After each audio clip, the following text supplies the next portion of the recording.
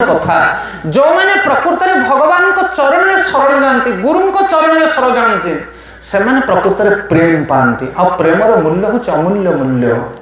भक्ति मार्ग में 8टा पहाच अच्छी आदौ श्रद्धा तद साधु संग भजन क्रिया अनर्थ निवृत्ति निष्ठा रुचि भाव प्रेम। आम कहे भगवान होती भावग्राही भाव कौन मिलूचे ना कौन नयागढ़ मार्केट रे किले किले किणी आनीदबा ये भाव हूँ अष्टम पावच्छर कथा ये बहुत गंभीर तत्व गुरु तत्व कथा ये आदौ श्रद्धा तद साधु संगे भजन क्रिया न कले एते साधु संग कले जीवन में किसी फल फलिबनी। साधु माने जहाँ कर तुम्हें ताहा करिया पड़िबो ताहले जाके तुमको फल मिलिबो।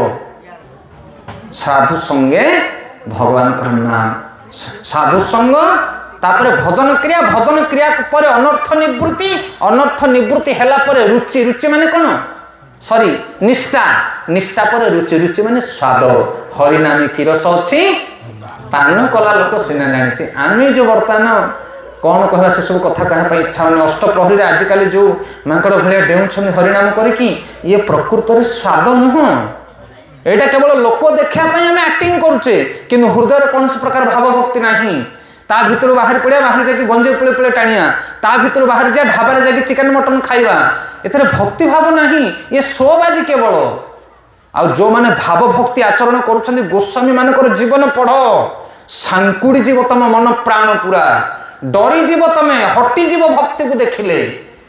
प्रकृत में भाव भक्ति बहुत दूर की बात आजिकल जो रोला चली लोक देखाणिया ना आम कि डेउच आम कि नाचुच आम आखिर लुह निगिरी पड़ुचे भाव भक्ति नुह आज्ञा। अष्टम पावच हूँ भाव श्रद्धा साधु संग भजन क्रिया अनर्थ निवृत्ति निष्ठा रुचि भाव तद प्रेम।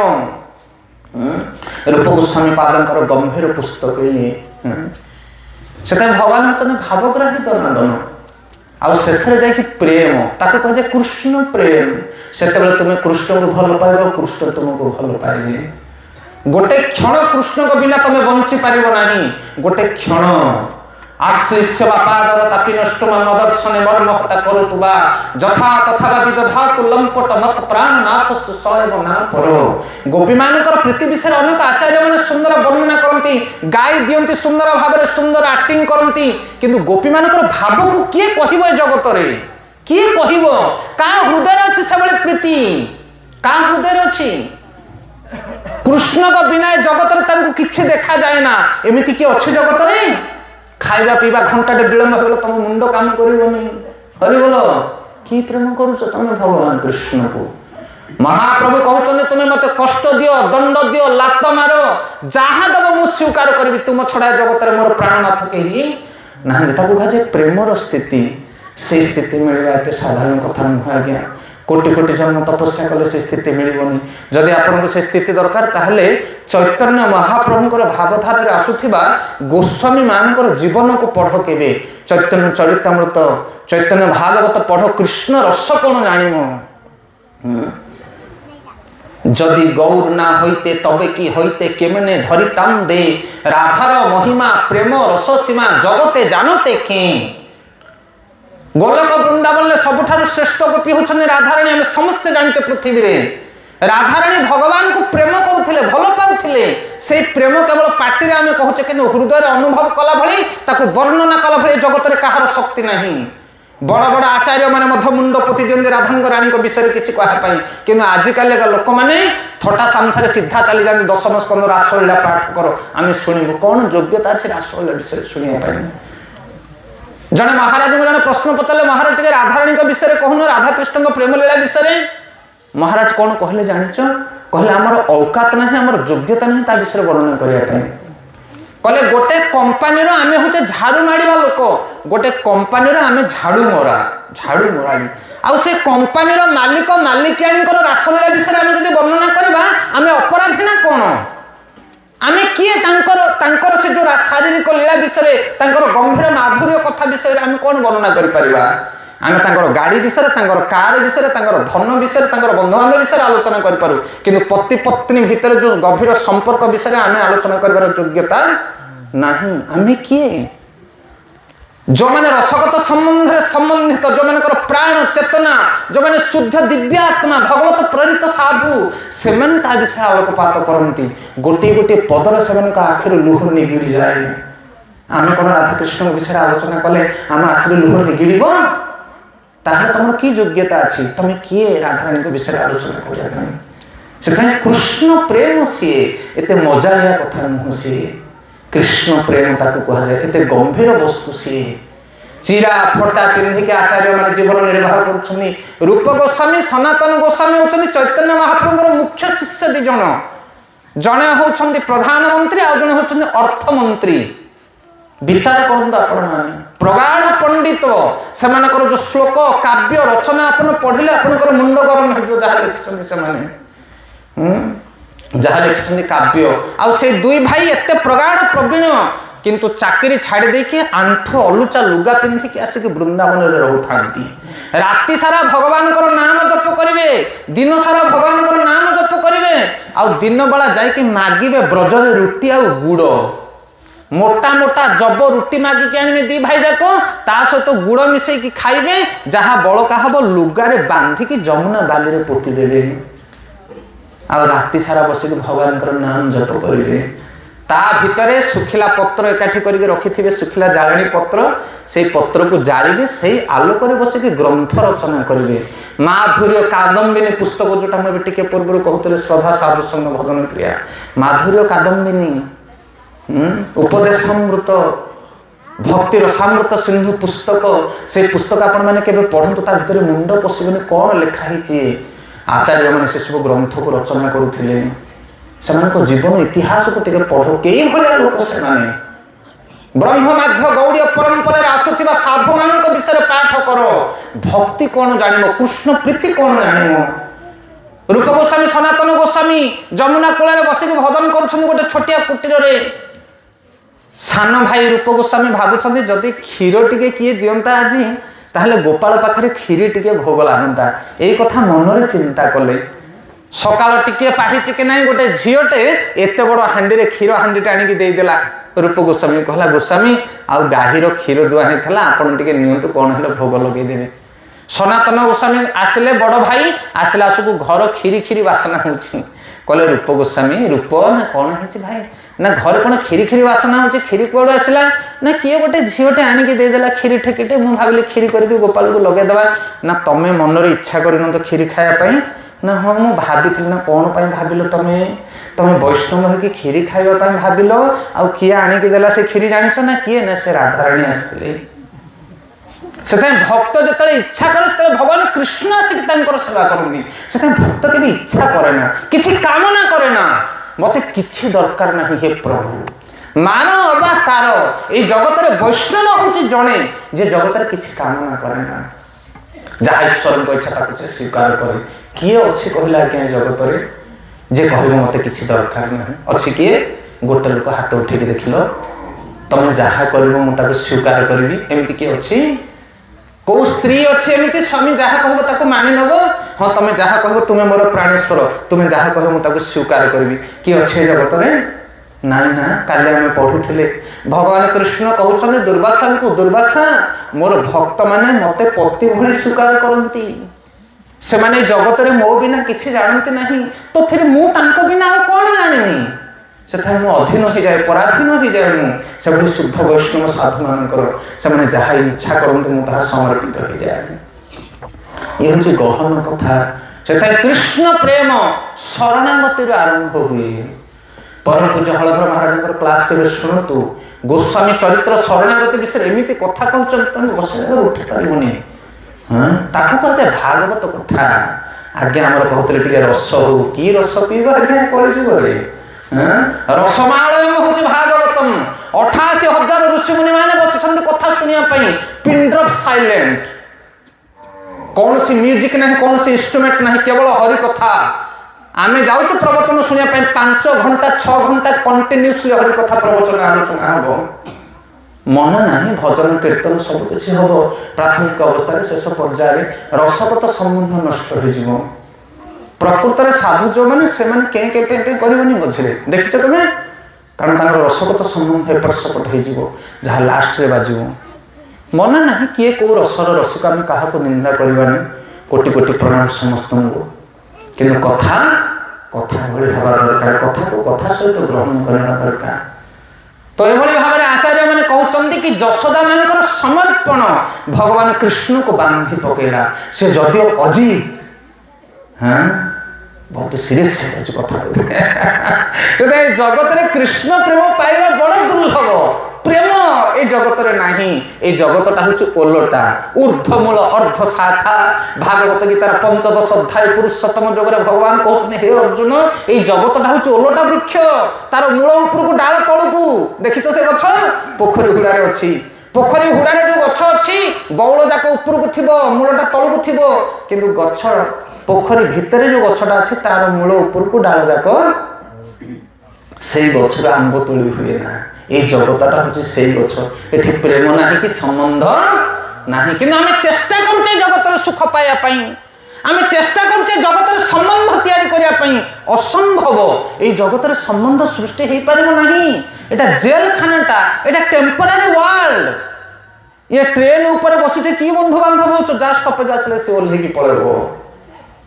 এটা ତମ ଘର ନୁହଁ, এটা ଟ୍ରେନ। ସେଥିପାଇଁ ଓଲଟା ବୃକ୍ଷ ବୋଲି କୁହାଯାଇଛି। ପ୍ରେମ ନାହିଁ ଏ ଜଗତରେ। ଗୋଟେ ସୁନ୍ଦର କଥା, ହସାଳିଆ ମଜାଳିଆ କଥା ଟିକେ। ଗୋଟେ ଛୋଟ ପିଲା ଯେତେବେଳେ ପାଠ ପଢିବା ପାଇଁ ସ୍କୁଲକୁ ଯାଉଛି ବହି ପତା ଧରିକି, ସାରଙ୍କୁ ପଚାରୁଛି, ସାର୍ ଭଗବାନ କିଏ, କାହାକୁ ଭଲ ପାଇବି?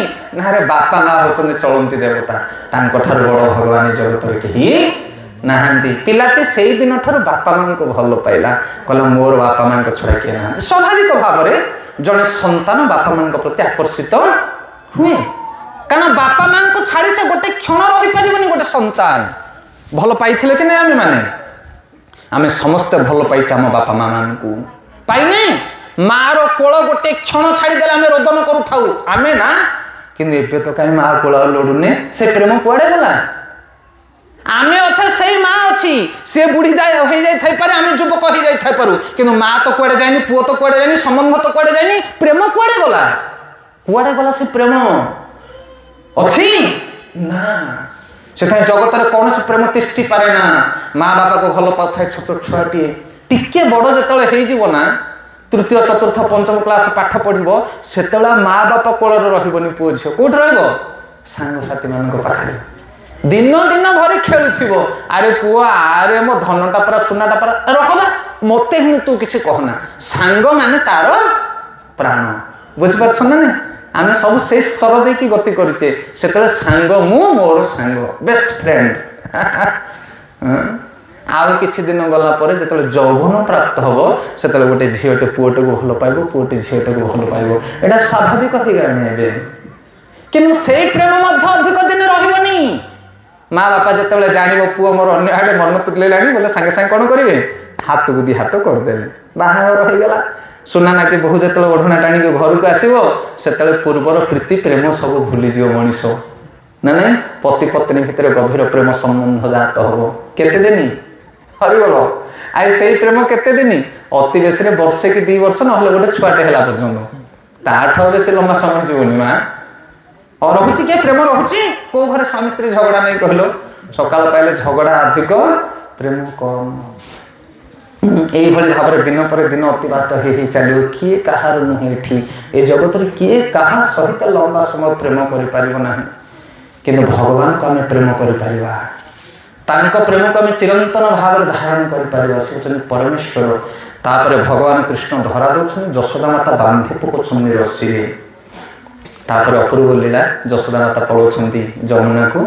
ଭଗବାନ କୃଷ୍ଣ ଦେଖୁଛନ୍ତି ଦିଟା ଜାଆଁଳା ଅର୍ଜୁନ ଗଛ ଅଛି। କୋଉଠି ଅଛି? ନନ୍ଦ ବାବାଙ୍କର ଦୁଆର ଆଗରେ। ଟାଣି ଟାଣିକିରି ପଳାଉଛନ୍ତି, ସେ ଭିତରେ ଗଳି ଯାଉଛନ୍ତି, ଉର୍ଦ୍ଦୁ ଫୁଲଟା ଲାଗି ଯାଉଛି ପଛରେ, ଝିକି ଦେଉଛନ୍ତି, ଭଡ଼ କିନା ଖସି ପଡୁଛି ଦିଟା ଆଗ ଗଛ। ତା ଭିତରୁ ଦିଟା ଦେବ ପୁରୁଷ ବାହାରୁଛନ୍ତି, ଜଣେ ହଉଛନ୍ତି ନଳକୁବର, ଆଉ ଜଣେ ହଉଛନ୍ତି ମଣିଗିରିବ। ଏଇ ଦୁଇଟା ହଉଛନ୍ତି କାହାର ପୁତ୍ର? କୁବରଙ୍କର ପୁତ୍ର। କଣ ପାଇଁ ସେମାନେ ଗଛ ହେଇଥିଲେ ଜାଣିଛନ୍ତି ସେ ଷ୍ଟୋରି? ନାରଦ ମୁନି ଥରେ ଯାଉଥିଲେ ବୀଣା ଯନ୍ତ୍ର ବଜେଇ, ଦେଖିଲେ କିଛି ନାରୀମାନେ ସ୍ନାନ କରୁଛନ୍ତି, ତାଙ୍କ ସହିତ ଦିଟା ପୁରୁଷ ଅଛନ୍ତି। ନାରୀମାନେ ନାରଦଙ୍କୁ ଦେଖି ସଂଯତ ହେଇ ଗଛ ଗୁହାଡ଼କୁ ଚାଲିଗଲେ, କିନ୍ତୁ ଏଇ ଦିଟାକ ପୁରୁଷ ଅର୍ଦ୍ଧଉଲଗ୍ନ ଭାବରେ ଠିଆ ହେଲେ। ଏଇ ଦୁଇ ଜଣ ଯାକ ହେଉଛନ୍ତି କୁବରଙ୍କର ପୁତ୍ର।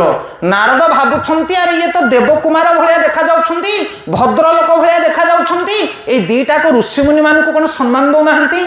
ନାରଦ ମୁନି ତ୍ରିକାଳଦର୍ଶୀ ମନରେ ବସିକି ଚିନ୍ତା କଲେ, କ'ଣ ପାଇଁ ଏମାନଙ୍କ ପାଖରେ ଏଇ ଗୁଣ? କାରଣ ବୋପା ହେଉଛି ଧନପତି, ସରିଗଲା ରେ ବୋପା। ସେଥିପାଇଁ ଧନ ବଡ଼ ଡେଞ୍ଜର ଜିନିଷ ଆଜ୍ଞା। କୁନ୍ତୀ ମହାରାଣୀ କହୁଛନ୍ତି, ଜନ୍ମ ଐଶ୍ୱର୍ଯ୍ୟ ଶ୍ରୁତି ଶ୍ରୀ ଭି ଏ ଧମାନ ମଦପମାନ। এই ଜନ୍ମ ଐଶ୍ୱର୍ଯ୍ୟ ସୁନ୍ଦରତା ଏଇ ଗୁଣ ଯାହା ପାଖରେ ରହିବ, ହରିଭଜନ କରିବା ବଡ଼ କଷ୍ଟ ହେଇଯିବ।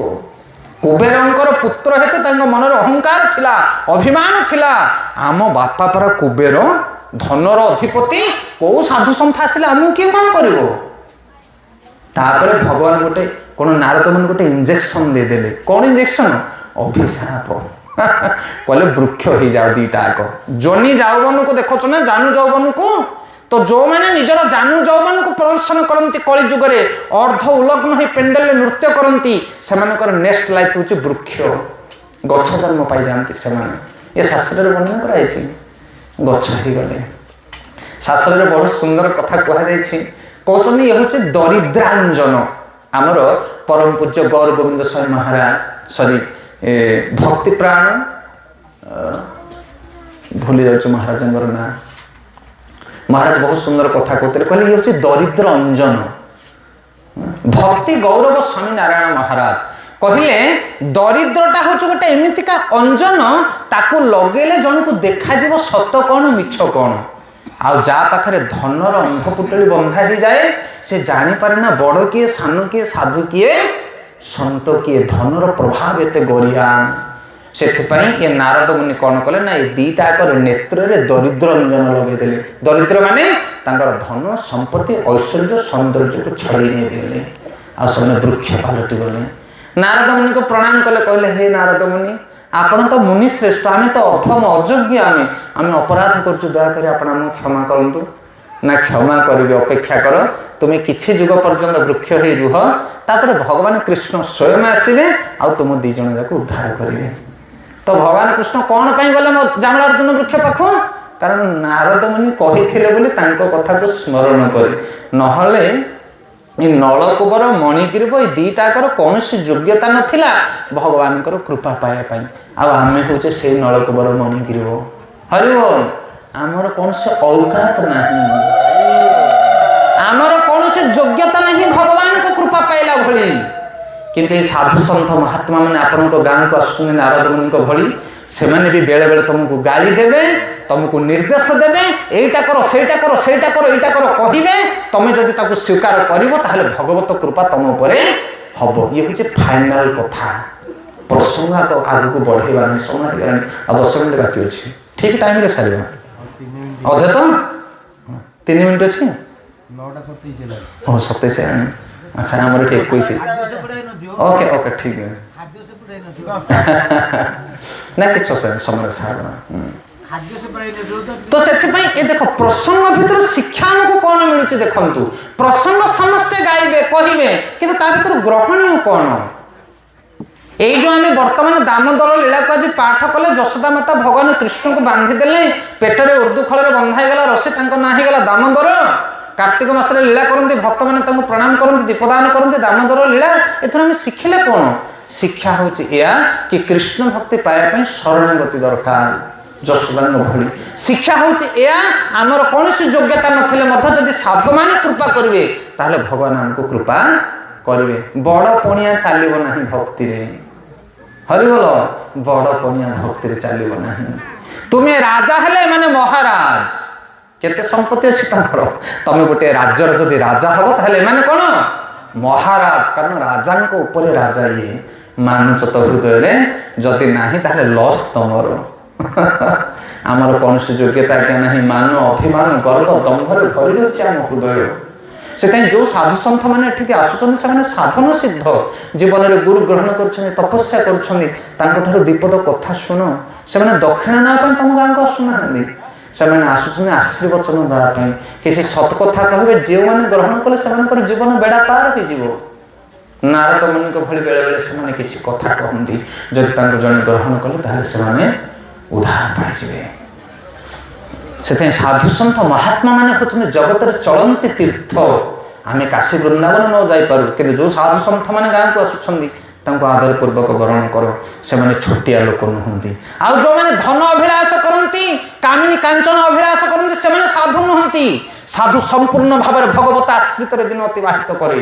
ସେ କାହାକୁ ଖୋଜେ ନାହିଁ ଜଗତରେ, ସେ ଆତ୍ମକାମ, ସେ ସାଧୁ। ସାଧୁର ଇଏ ହେଉଛି ମହତ ଗୁଣ।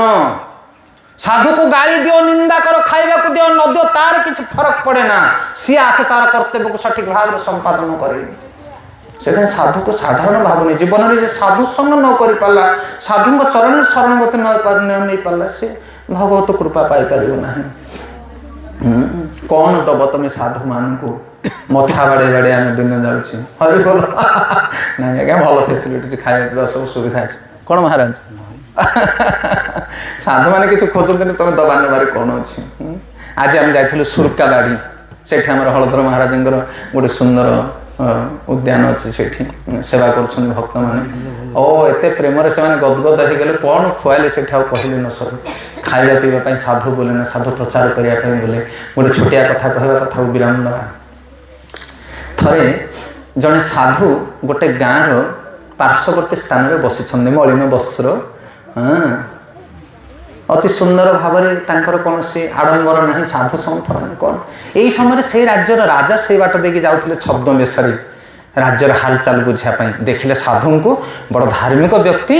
ରାଜା ସାଙ୍ଗେ ସାଙ୍ଗେ ଓହ୍ଲେଇ ପକାଇଲେ ତାଙ୍କର ଘଟକ ଉପରୁ, ଘୋଡ଼ା ଉପରୁ, ସାଧୁଙ୍କୁ ପ୍ରଣାମ କଲେ। କହିଲେ, ମହାରାଜ, ଆପଣ ଏ ମଳିନ ବସ୍ତ୍ର ପରିଧାନ କରି ଏମିତି କ'ଣ ପାଇଁ ବସୁଛନ୍ତି? ମୁଁ ଏ ରାଜ୍ୟର ରାଜା, ଆପଣ ଆସନ୍ତୁ ମୋ ରାଜଭବନକୁ, ମୁଁ ସବୁ ପ୍ରକାର ସୁବିଧା ଆପଣଙ୍କୁ କରେଇଦେବି। ଆପଣ ମହାଡମ୍ବରେ ସୁନ୍ଦର ଭାବରେ ସେଠି କାଳତିପାତ କରି ଯାହା ଦରକାର ଆମେ ଖଞ୍ଜିଦେବା। ମୋ ରାଜ୍ୟରେ ସାଧୁମାନଙ୍କୁ ଅସମ୍ମାନିତ ହେବାକୁ ମୁଁ ଦେବିନି। ସାଧୁ ହାତ ଯୋଡ଼ିଦେଲେ, କହିଲେ, ହେ ରାଜା, ତୁମେ ମହାଭାଗ୍ୟବାନ, ତୁମେ ମହାପୁଣ୍ୟବନ୍ତ, କିନ୍ତୁ ଆମ ଜାଗାରେ ଆମକୁ ରହିବା ପାଇଁ ଦିଅ। ବାସ୍ ଆମର ଆଶ୍ରୟ, ଆମେ ଭଗବତ ଆଶ୍ରୟରେ ଦିନ ନିର୍ବାହ କରୁଛୁ। କିନ୍ତୁ ରାଜା ବହୁତ ନିକୃଷ୍ଟ ହେଲେ, ବହୁତ ତାଙ୍କୁ ପ୍ରୟାସ କଲେ ନେବା ପାଇଁ। ଯେତେବେଳେ ଏତେ ପ୍ରୟାସ କଲେ, ସାଧୁ କହିଲେ, ମୋତେ ଯଦି ତୁମ ରାଜ୍ୟକୁ ନେବା ପାଇଁ ଚାହୁଁଛ ତାହେଲେ 3ଟା ସର୍ତ୍ତ ମୋର ଅଛି। ଏଇ ସର୍ତ୍ତ 3ଟା ଯଦି ପାଳନ କରିପାରିବ ତାହେଲେ ମୁଁ ତମ ସାଙ୍ଗରେ ଯିବି। ରାଜା କହିଲେ, ଠିକ୍ ଅଛି, କୁହନ୍ତୁ, ମୁଁ ପ୍ରାଣ ଦେଇ ସର୍ତ୍ତକୁ ପୂରଣ କରିବା ପାଇଁ ଚେଷ୍ଟା କରିବି। ପ୍ରଥମ ସର୍ତ୍ତ। ସାଧୁ କହିଲେ, ମୋର ପ୍ରଥମ ସର୍ତ୍ତ ହେଲା, ତୁମେ ରୋଷେଇ କରିବ, ମୋତେ ଯାହା ଦରକାର ଭୋଜନ ଦେବ ଖାଇବା ପାଇଁ, କିନ୍ତୁ ତମେ ଖାଇବ ନାହିଁ। ପାରିବ? କିଏ ପାରିବ? ହାତ ଉଠେଇଲ ଦେଖି। ସାଧୁ ଯିବେ ତମ ଘରକୁ, ରୋଷେଇବାସ କରି ତମେ ଆମକୁ ଦେବ, କିନ୍ତୁ ତମେ ଖାଇବ ନାହିଁ। ତମକୁ ଏମିତିଆ ସାଧୁ କେବେକୁ ଲୋଡ଼ା ନାହିଁ। କ'ଣ ରାଜା ପାରିବ? ମୋତେ ଭୋଜନ ଦେବ ଯାହା ଦରକାର, କିନ୍ତୁ ତମେ କିଛି ଖାଇବ ନାହିଁ, ଜଳ ତୁଳସୀ ବି ପିଇବ ନାହିଁ। ରାଜା ଉପରକୁ ତଳକୁ ନେଲା ସବୁ ଦ୍ୱିତୀୟ ସର୍ତ୍ତ। ସାଧୁ କହୁଛନ୍ତି ଦ୍ୱିତୀୟ ସର୍ତ୍ତ ହେଉଛି ଏହା, ମୋ ପାଇଁ ବିଛଣା ପକାଇଦେବ, ଶୋଇବାର ବ୍ୟବସ୍ଥା କରିବ, କିନ୍ତୁ ରାତିଟା ଆଗ ତମେ ଅନିଦ୍ରା ରହିବ, ଦିନ ରାତି ତମେ କେବେ ଶୋଇବ ନାହିଁ। ପାରିବ? ଢୁକୁରେଇବ ନାହିଁ ମଧ୍ୟ, ଆଖି ମିଟୁଗୁଳା ମାରିବ ନାହିଁ, ଏମିତି ଅନେଇକି ଥିବ ମୋତେ। ଅରେ ଭଲ। ରାଜା ଆହୁରି ଚିନ୍ତିତ ହେଇଗଲେ, କହିଲେ, ଇଏ କି ଅଜବ ସର୍ତ୍ତ। ତୃତୀୟ ସର୍ତ୍ତ ହେଉଛି ମୋର ଏହା, 24 ଘଣ୍ଟା ତମେ ମୋ ପାଖରେ ରହିବ, ମୋତେ ଛାଡ଼ିକି କୁଆଡ଼େ ଯିବନି। ରାଜା ମୁଣ୍ଡ କୁଣ୍ଡିଆରେ ଲାଗିଲେ। ସାଧୁ କହିଲେ, ମୁଣ୍ଡ କୁଣ୍ଡିଆ ଦରକାର ନାହିଁ, ତମେ ତମ ବାଟରେ ଯାଅ। ତମକୁ ଏ ସର୍ତ୍ତ ଆମେ ଏଇଥିପାଇଁ କହୁଥିଲୁ, ତମେ ତ ରାଜା, କିନ୍ତୁ ରାଜରାଜେଶ୍ୱର ଭଗବାନ କୃଷ୍ଣ, ବିଶ୍ୱ ବ୍ରହ୍ମାଣ୍ଡପତି, ବୈକୁଣ୍ଠପତି, ଲକ୍ଷ୍ମୀପତି, ସିଏ ଆମକୁ ଏଇ 3ଟା ଫେସିଲିଟି ଦେଇଛନ୍ତି। ଆମେ ତାଙ୍କ ଶରଣରେ ନ ରହିକି ତମ ଶରଣରେ କ'ଣ ପାଇବୁ? ନା ତମକୁ ଭଗବାନ ଏଇ ଶରଣ ଦେଇଛନ୍ତି ନା? ହଁ, ଆରେ ଭଗବାନ ଆମ ପାଖରେ ରହୁଛନ୍ତି ନା ସବୁବେଳେ? ଅଛନ୍ତି ନା ନାଇଁ? କାହା ପାଖରେ ଭଗବାନ ନାହାନ୍ତି କହିବେ ହାତ ଉଠେଇକି? ଭଗବାନ ସମସ୍ତଙ୍କ ହୃଦୟରେ ଅଛନ୍ତି। କେତେ ସମୟ? 24 ଘଣ୍ଟା ରହୁଛନ୍ତି ଭଗବାନଙ୍କ ପାଖରେ। ଜୀବ ପାପ କର୍ମ କରି ଯେତେବେଳେ ନାଳର କିଡ଼ା ମଧ୍ୟ ହେଇଯାଏ, ଘୁଷୁରୀ ଜନ୍ମ ପାଏ, କୁକୁର ଜନ୍ମ ପାଏ, ତା ଭିତରେ ମଧ୍ୟ ନାରାୟଣ ରହୁଛନ୍ତି। ଛାଡ଼ି ଯାଉଛନ୍ତି? ତମେ ଜେଲକୁ ଗଲେ ତମ ସ୍ତ୍ରୀ ତମ ସାଙ୍ଗରେ ଯିବନି? ସେ କହିବ, ତମେ ଯାଅ କାଢ଼ିବା କଥା, ମୁଁ ଦେଖୁଛି ପଛରେ। କିଏ ସାଙ୍ଗରେ ଯିବେନି ଆଜ୍ଞା? କିନ୍ତୁ ଭଗବାନ ବିଷ୍ଣୁ ଜୀବର କ୍ଷଣ କ୍ଷଣ ପ୍ରତିକ୍ଷଣ ତା ପାଖରେ ରହୁଛନ୍ତି। ସାଧୁ କହିଲେ, ମୋ ହୃଦୟରେ ସବୁବେଳେ ଭଗବାନ ଅଛନ୍ତି, ତମେ ମୋ ପାଖରେ 24 ଘଣ୍ଟା ରହିପାରିବନି? ନା ହଉ, ରହିବା କଥା ଛାଡ଼, ଆଉ ଯେଉଁ କହିଲ ନ ଶୋଇବା କଥା, ଆଚ୍ଛା, ଭଗବାନ ତମମାନଙ୍କ ଦେହରେ ଅଛନ୍ତି କି ନାହିଁ? ନାଡ଼ି ଚାଲୁଛି ନା ନାହିଁ ଧଡ଼ ଧଡ଼ ହେଇକି?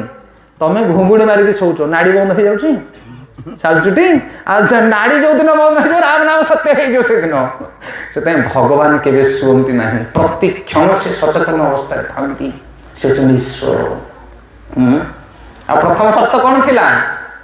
ଖାଇବାକୁ ଦଉଛନ୍ତି କିନ୍ତୁ ଖାଉନାହାନ୍ତି। ଏ ଶରୀର ଭିତରେ ଦୁଇଟି ପକ୍ଷୀ ଅଛନ୍ତି, ଆତ୍ମା ଆଉ ପରମାତ୍ମା। ଆତ୍ମା ଖାଏ, ଫଳକୁ ଖାଏ, ଆଉ ତାର ଫଳ ବି ଭୋଗ କରେ ସିଏ, କିନ୍ତୁ ପରମାତ୍ମା ସାକ୍ଷୀ ରୂପରେ ସବୁ ରହନ୍ତି, ଦେଖନ୍ତି କେବଳ। ସେଥିପାଇଁ ଭଗବାନ ସେ ହେଉଛନ୍ତି ସକଳ ଜୀବର ବନ୍ଧୁ। ଭଗବାନ ହେଉଛନ୍ତି ତ୍ରାଣକର୍ତ୍ତା। ତାଙ୍କୁ ଭୁଲି ଜଗତରେ ଆମେ ଯନ୍ତ୍ରଣା ପାଉଛେ, ଛଟପଟ ହେଉଛେ। ସେଥିପାଇଁ ଭଗବତ ତତ୍ତ୍ୱ ବିଷୟରେ ଶୁଣନ୍ତୁ, ତାଙ୍କ ଚରଣରେ ଆଶ୍ରୟ ଯାଆନ୍ତୁ, ତାଙ୍କ ପାଇଁ ଲୁହ ନିଗାଡ଼ନ୍ତୁ।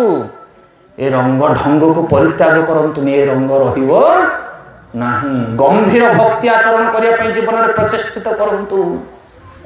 2.5 ଦିନର ମନୁଷ୍ୟ ସମାଜ। ଆମର ପରମ ପୂଜ୍ୟ ଗୌର ଗୋବିନ୍ଦ ସ୍ୱାମୀ ମହାରାଜ କହନ୍ତି, ଭୁବନେଶ୍ୱରରେ ମୁଁ ଇସ୍କନ ମନ୍ଦିର ତିଆରି କରିନି, ମୁଁ କରିଛି କ୍ରାଇଂ ସ୍କୁଲ। କ୍ରାଇଂ ସ୍କୁଲ ମାନେ କାନ୍ଦିବା ବିଦ୍ୟାଳୟ। ଆପଣ ମାନେ ଘରେ ଯୋଉ ଦୁଆର ପକେଇକି କାନ୍ଦୁଛନ୍ତି, ଏଇଠିକି ଆସନ୍ତୁ, ମିଳିତ ଭାବରେ କାନ୍ଦିବା।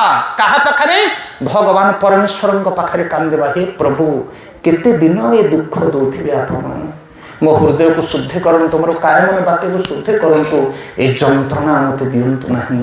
କେବେ କାନ୍ଦିବାର ଅଛି ତାହେଲେ ଜଗନ୍ନାଥଙ୍କ ପାଖରେ କାନ୍ଦନ୍ତୁ।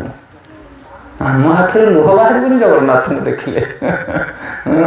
ସେଥିପାଇଁ ଯୋଉମାନେ କାନ୍ଦନ୍ତି ଜଗନ୍ନାଥଙ୍କୁ ଦେଖି, ସେମାନଙ୍କ ସଙ୍ଗରେ ତମେ ଯଦି ସଙ୍ଗ ହବ, ତମ ଆଖିରେ ମଧ୍ୟ ଲୁହ ବୋହିବ। ଆଉ ସେମାନେ ହେଉଛନ୍ତି ସାଧୁ। এই ଜଗତରେ ସାଧୁ ମିଳିବା ବହୁତ ଦୁରୂହ ବ୍ୟାପାର ଆଜ୍ଞା। ସେଭଳି ସାଧୁ ସଙ୍ଗ ଯେଉଁମାନେ କରିପାରନ୍ତି ଜୀବନର ଅପୂର୍ବ ପରିବର୍ତ୍ତନ ଆଣିଦିଅନ୍ତି। ଆମେମାନେ ସବୁ ସାଧୁ ରୂପକୁ ଧାରଣ କରିଛୁ। ଏ ରୂପ ମା ପେଟରୁ ପିନ୍ଧିକି ଆସିନଥିଲୁ। এই ଜଗତରେ ସେଭଳି ସାଧୁମାନଙ୍କୁ ଦେଖିଲୁ, ତାଙ୍କଠାରୁ ଶିକ୍ଷା ଗ୍ରହଣ କରି ଆମେ ବି ସାଧୁ ହେଲୁ। କ'ଣ ବୁଝିପାରୁଛନ୍ତି? ପାଠ ପଢ଼ି ପଢ଼ି କିଏ ସାଧୁ ହେଇନି। ସାଧୁ କେମିତି ହୁଅନ୍ତି ଲୋକ? ସାଧୁ ସଙ୍ଗ କରିକି ସାଧୁ ହୁଅନ୍ତି। ତେଣୁ ବିନୁ ସାଧୁ ସଙ୍ଗ ବିନା କେହି ସାଧୁ ହେଇପାରିବେ ନାହିଁ। ଗୌର ପ୍ରେମାନନ୍ଦେ ବହୁତ ବଡ଼ ବଡ଼ କଥା କହିଗଲେଣି। ଛୋଟିଆ ବୟସ, ଛୋଟିଆ ବୁଦ୍ଧି ମୋର, କ୍ଷମା କରିବେ। ବାରମ୍ବାର କହୁଛୁ, ଯଦି କାହା ହୃଦୟକୁ ଟିକେ କଷ୍ଟ ଲାଗିଥିବ, କାରଣ ଆମେ କାହାକୁ କ'ଣ କୁହାଯିବ, ପରାସ୍ତ କରିବା ପାଇଁ, କାହାକୁ ପୀଡ଼ା ଦେବା ପାଇଁ ବାଣୀ କହୁନୁ। ଆମେ ଅନେକ ଜାଗାରେ କହେ, ସାଧୁମାନଙ୍କର କଥା ଟିକେ ନଡ଼ିଆ ଭଳିଆ ଟାଣ ଟାଣୁଆ, କିନ୍ତୁ ଭିତରେ ଭାରି ରସାଳ। ଆଉ ଏ ଜଗତର ଆନନ୍ଦ ସବୁ ବରକୋଳି ଭଳିଆ, ହରିବୋଲ, ପାଟିକି ପକଉ ପକଉ ଭାରି ଖଟା ମିଠା, କିନ୍ତୁ ଭିତରେ କିଛି ନାହିଁ, ଖାଲି ସଲିଟି।